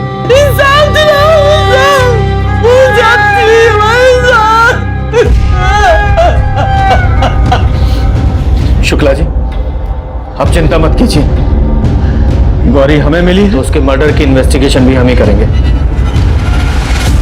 सर अभी कुछ दिन पहले मेरे साथ भी वही हुआ था जो गौरी के साथ हुआ। बस स्टॉप और मार्केट के बीच में एक अंधेरा रास्ता है। सर ये लड़के लोग उसी अंधेरे रास्ते का फायदा उठाकर ये सब करते हैं। आपने पुलिस में कंप्लेन की थी उनकी? हाँ सर की थी, लेकिन आप तो यहाँ के पुलिस वालों को जानते ही है ना, 2 दिन में ही वो दोनों बाहर आ गए। नीरजा, तुम जानती हो उन दोनों को? हाँ सर, मोहल्ले के मवाली लड़के हैं, लाला और बबलू। जिस रात किडनैपिंग हुई उसकी 1 रात पहले उन्होंने हमें भी छेड़ा था सर। पर सर किडनैपर्स 3 लड़के थे, एक ने मंकी कैप पहन रखा है, जिनमें से किसी का चेहरा नहीं देख पाई मैं। शर्मा, उस बबलू और लाला दोनों की डिटेल्स निकालो। सर। नीरजा, उस दिन तुम्हारे साथ प्रिया भी थी ना, वो क्यों नहीं आई? सर उसकी आज एंगेजमेंट है, हम थोड़ी देर में उसके घर जा सकते हैं। ओके। सर ये सब उस अंधेरी गली की वजह से हुआ है। अगर वहां इतना अंधेरा नहीं होता तो उन लड़कों की इतनी हिम्मत नहीं होती और आज हमारी गौरी भी ठीक होती। बोलो, कन्फेस करो तुम दोनों। गौरी को उठाया था ना तुमने, उसे मार डाला। अरे एक मिनट, क्या चल क्या रहा है ये सब? कि मेरे थाने में ये सब नहीं चलेगा। तुम्हारे थाने में कुछ चलता ही कहाँ है? अगर तुम्हारे थाने में कुछ चलता तो गौरी मरती नहीं, आज जिंदा होती। एक मिनट, उस लड़की के मरने का दुख मुझे भी है, लेकिन इस तरीके से मेरे इलाके के अच्छे लोगों को, अच्छे नागरिकों को बेवजह परेशान नहीं कर सकते तुम। और इतना तो पता ही होगा कि जब तक इनके खिलाफ कोई सबूत ना मिले तो इन्हें अरेस्ट नहीं कर सकते। लेकिन पूछताछ तो कर सकता हूं ना। बोलो, 24 की रात को कहां थे तुम दोनों? सर हम अपने घर पे। और तू? सर मैं भी अपने ही घर पे था। ठीक है, अभी तो तुम बच के जा रहे हो, लेकिन ज्यादा दिन तुम्हें बाहर नहीं रहने दूंगा। देखता हूं मैं भी। ये चावला इन्वेस्टिगेशन में बहुत अड़ंगे लगाएगा, इसलिए सारी इन्वेस्टिगेशन हम यहीं इसी गेस्ट हाउस से करेंगे। ये गौरी की सीडीआर आई? जी सर, वो ज्यादातर बात अपने फ्रेंड्स और फैमिली के साथ ही करती थी, लेकिन पिछले 10 दिनों में एक नए नंबर से उसने काफी बात की। वो नंबर किसी उस्मान के नाम पे रजिस्टर। उस्मान बॉयफ्रेंड है? तो पता नहीं चल पाया। और ये पीएम रिपोर्ट? सर पहले खाना खा लीजिए फिर बताता हूँ। शर्मा बताओ। सर गौरी की मौत 28 तारीख की सुबह 7 और 9 के बीच एक्सेसिव ब्लीडिंग से हुई है। उसके सिर पे मल्टीपल वुंड्स मिले हैं, बोतल से वार किया गया है, स्कल फ्रैक्चर है। और सर उसका रेप भी किया गया था, कॉन्डम्स यूज किए गए। और सर उसे मारने से पहले उसे बहुत टॉर्चर भी किया गया था। बॉडी पे सिगरेट से जला हुए वुंड्स मिले और सर प्राइवेट पार्ट्स पे कांच और चाकू के सॉफ्ट कट्स भी हैं। कोई इंसान ऐसा कर सकता है क्या? डिस्गस्टिंग। सर हमने गौरी का नंबर ट्रेस पे डाला था। लेकिन चावला तो कह रहा था कि गौरी का नंबर बंद है। हाँ सर, पर लास्ट ऑन लोकेशन मिली है, टीकरी बॉर्डर के आगे जंगल है वहाँ। तुम दोनों वहां जाओ, पूरे एरिया को अच्छे से स्कैन करो और चाहो तो हेल्प के लिए अपने कांस्टेबल बुला लो। तब तक मैं ये उस्मान का पता लगाता हूँ। सर ये एक बहुत ही मुश्किल केस था, न सिर्फ इसलिए क्योंकि गौरी की बहुत भयानक तरीके से मौत हो चुकी थी, बल्कि इसलिए भी क्योंकि 2 पुलिस टीम्स आमने सामने खड़ी थी और उनके कारण इस केस को सुलझाने में बहुत देर हो चुकी थी। अभी तक पुलिस की सस्पेक्ट लिस्ट में से किसी ने कन्फेशन नहीं किया था और सारे सबूत भी सर्कमस्टेंशियल थे। उसी बीच पुलिस को एक गवाह मिलता है, नेताजी, जिसका ये दावा है कि उसने गौरी और उसके किडनैपर्स को देखा। यही लड़की थी, किसके साथ थी, कुछ याद है? सब बता देंगे, पहले हमको जो चाहिए वो दो। क्या चाहिए तुझे? 4 में तो चढ़ जाएगी। 3 बोतल। अरे बेवड़े, पुलिस वाले से इलीगल दारू मांगता है? हाँ दूं क्या? अरे साहब, हमारा नाम नेताजी ऐसे थोड़ी पड़ा है, हमारा तो मुंह ही खुलता है दारू से।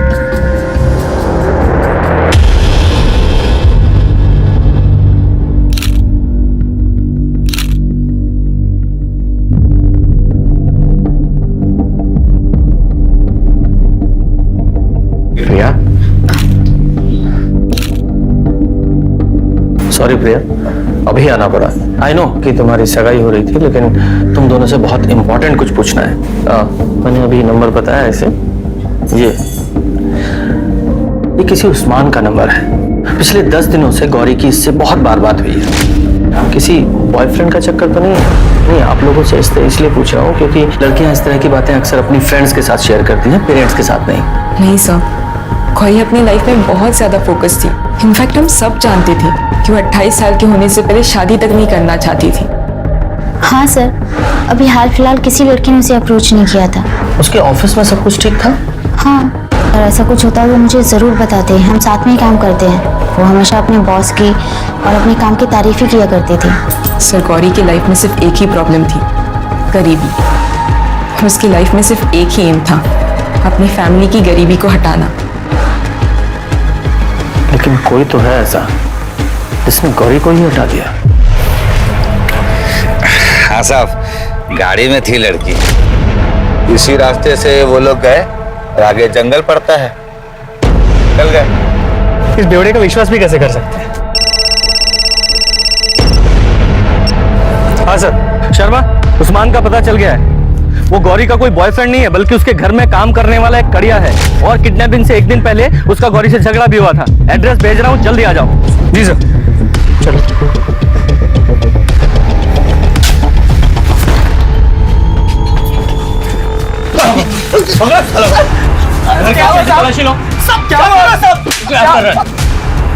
सर ये मैसेज पढ़िए। जिस रात किडनैपिंग हुई थी उस रात का मैसेज। तूने हमें काम से निकाला, अब तेरी इज्जत निकालते हैं। इज्जत निकालेगा? इज्जत निकालेगा तू? तुम दोनों ने गौरी को किडनैप किया और उसे मार डाला? नहीं, हमने तो उस दिन मैसेज भेजा था उसे। हम कुछ करने का प्लान कर रहे थे, लेकिन उससे पहले ये कांड हो गया। साहब, उस रात हम लोग घर पर थे, फिल्म देख रहे थे। हाँ, हमने सोचा तो कुछ ऐसा ही था, पर वो लड़की कोई और ले गया। साहब सही कह रहा है ये। सही कह रहा है। इन दोनों को लेके जाओ, वरना मार डालूंगा मैं। हेलो, कहां पर? ठीक है, हम आते हैं। सर, गौरी का पर्स, मोबाइल और कुछ सामान मिला है टिकरी बॉर्डर के जंगल के पास।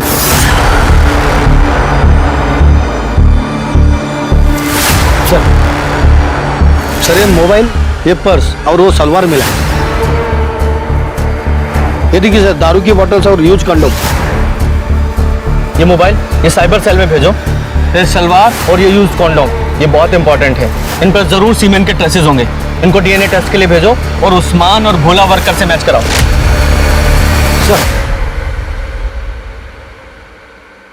सर आपने कहा था कि लाला और बबलू को चेक करना, उनके कॉल रिकॉर्ड चेक करना। सर ये देखिए, सर लाला की मोबाइल की लोकेशन 24 तारीख की रात टिकरी बॉर्डर के पास की, जहां गौरी का रेप हुआ था, और टाइमिंग भी वही थी। इसके अलावा उस्मान और भोला, इन दोनों की मोबाइल की लोकेशन उनके घर की ही थी।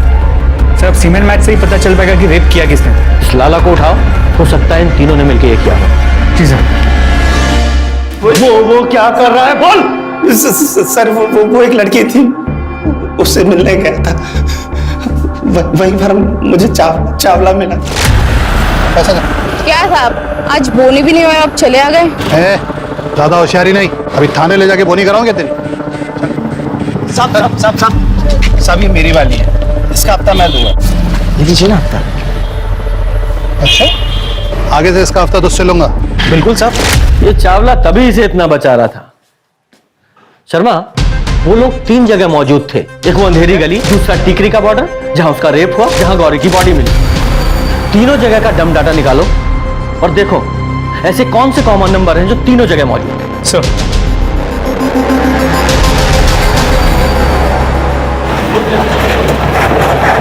क्या हुआ मैडम? निकल गई ना आपकी दोस्त? बोला था ना, लड़कियों को ज्यादा तेवर नहीं दिखाने चाहिए, यही होता है।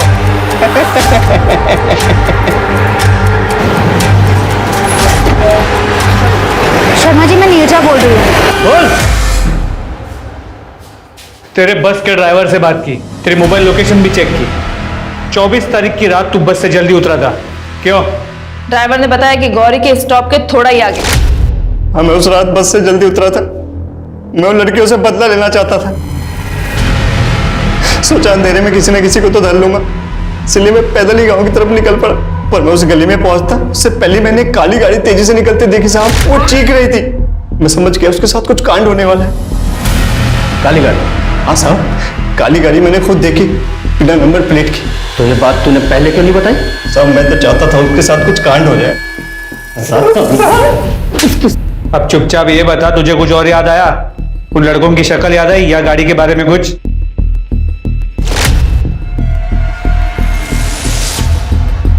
शक्ल तो याद नहीं आ रहा है। हाँ, वो गाड़ी में ना ऐसा कुछ टी बना था। टी? हाँ। वो टूर्स एंड ट्रेवल्स वाला टी? हाँ, ऐसा ही होगा।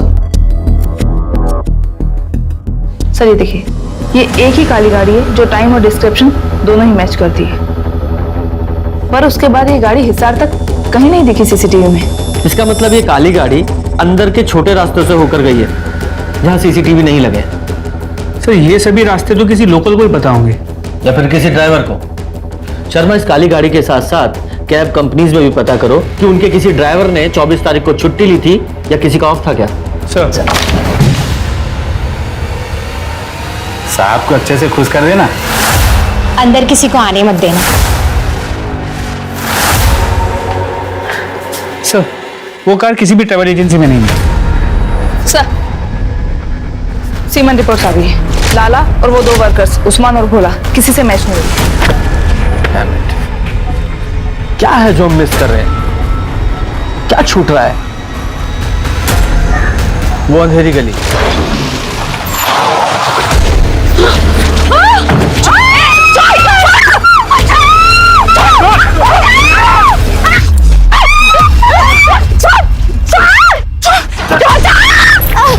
स्टॉप स्टॉप, आइए। तो नीरजा, तुमने बताया तुम तीनों इस तरफ से आ रही थी और गाड़ी सामने से आ रही थी, और तुम और गौरी यहां तक पहुंच गई थी और प्रिया तुम वहीं पर थी। तो गाड़ी तुम दोनों को क्रॉस करके यहां प्रिया थी, यहां तक पहुंची और तुम्हें उठाने की कोशिश की। करेक्ट? Right sir. लेकिन अगर उन्हें ऐसे ही किसी रैंडम लड़की को उठाना होता तो तुम दोनों को छोड़कर वो प्रिया के पास क्यों आते? इसका मतलब वो गौरी को नहीं, प्रिया को उठाने आए थे।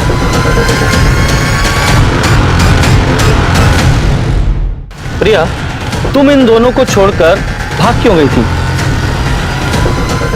क्या तुम किडनैपर को पहचानती हो? नहीं सर, मैं जानबूझकर नहीं भागी थी। मैं बहुत ज्यादा डर गई थी। मुझे जब उन लोगों ने छोड़ दिया तो मैंने पीछे मुड़कर देखा ही नहीं, बस घर की तरफ मैं भाग गई। लेकिन फिर भी हम इसी एंगल पर रहे कि वो लोग प्रिया को ही उठाने आए थे। तो प्रिया, क्या तुम बता सकती हो कौन ऐसा कर सकता है? मतलब तुम्हारा कोई एक्स बॉयफ्रेंड है या कोई और लड़का? नहीं सर, मेरा कोई बॉयफ्रेंड नहीं है। घर वालों ने शादी के लिए कुछ लड़के देखे और राहुल से तो मेरी सगाई भी हो गई है। राहुल पहला लड़का था जिससे तुम मिली थी? नहीं सर, मधुर था। घर वालों ने उसे पसंद किया था, पर फिर बाद में पता चला कि मधुर को कोई और लड़की पसंद आ गई है। मधुर? सर मैं प्रिया से खुद शादी नहीं करना चाहता था, तो मैं उससे कोई बदला क्यों लूंगा? मैंने इस रिश्ते को मना किया था। क्यों मना किया था? कोई खास बात? सर ये फोटो किसी ने मुझे कुरियर की थी।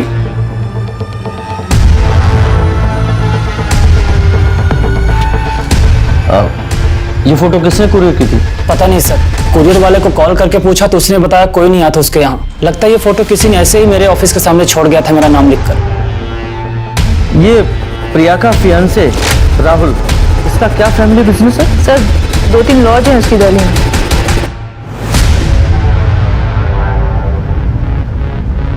साहब इनमें से कोई भी नहीं आया जहां तक मुझे आ गई। लेकिन एक अजीब सी बात हुई थी। दिल्ली से एक लड़का आया था, वो कह रहा था कि ये मंदिर उसके कुल देवता का है और चाहता था कि मैं उसकी शादी यहीं पर कराऊं। लेकिन वो दोबारा आया नहीं, 25 नवंबर को आने वाला था और उसने बताया था कि लड़की निमका सरोदा की, और मैंने भी उसको यही प्रसाद दिया। कब आया था वो लड़का? गुरुवार को प्रसाद मिलता है, तो गुरुवार को आया होगा सर।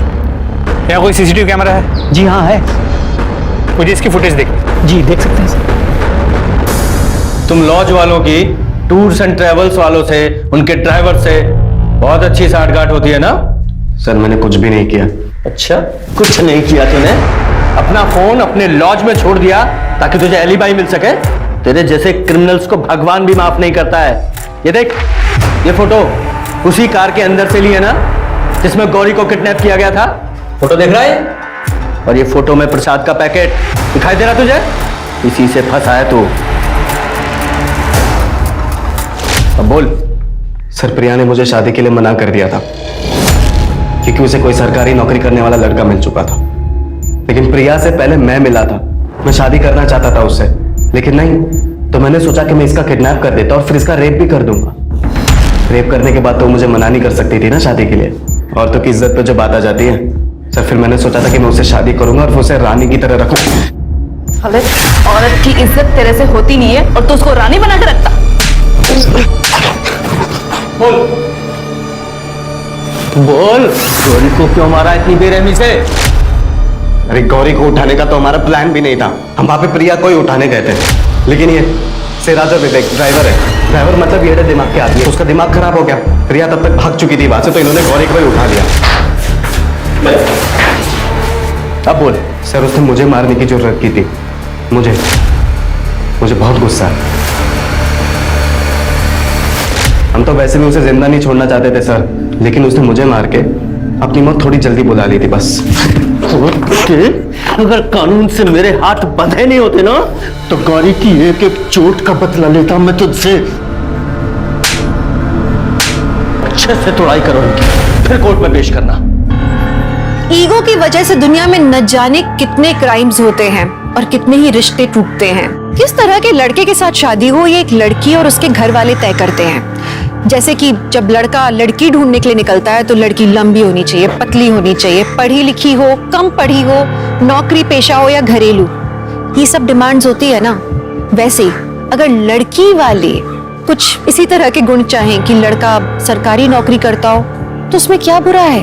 अपनी पसंद सामने रखना गलत बात नहीं है, लेकिन ये बात किसी के ईगो को अच्छी नहीं लगती। राहुल की ईगो उस पर इस तरह हावी हो गई, उसने सोचा कि वो प्रिया को किडनैप करके उससे शादी कर लेगा और उसके बाद वो कहाँ जाएगी। और सिराज की ईगो तब हावी हुई जब गौरी ने प्रिया को बचाने की कोशिश की, और फिर उसने गौरी से किस तरह से बदला लिया ये तो आपने देखा ही।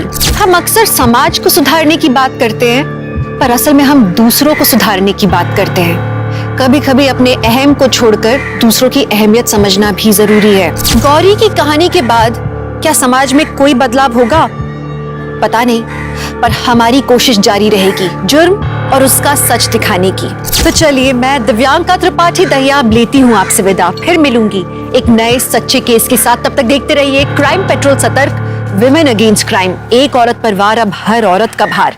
जय हिंद। क्राइम पेट्रोल के और भी दिलचस्प कहानी देखने के लिए हमारे चैनल को सब्सक्राइब करें और बेल आइकॉन दबाना न भूलें।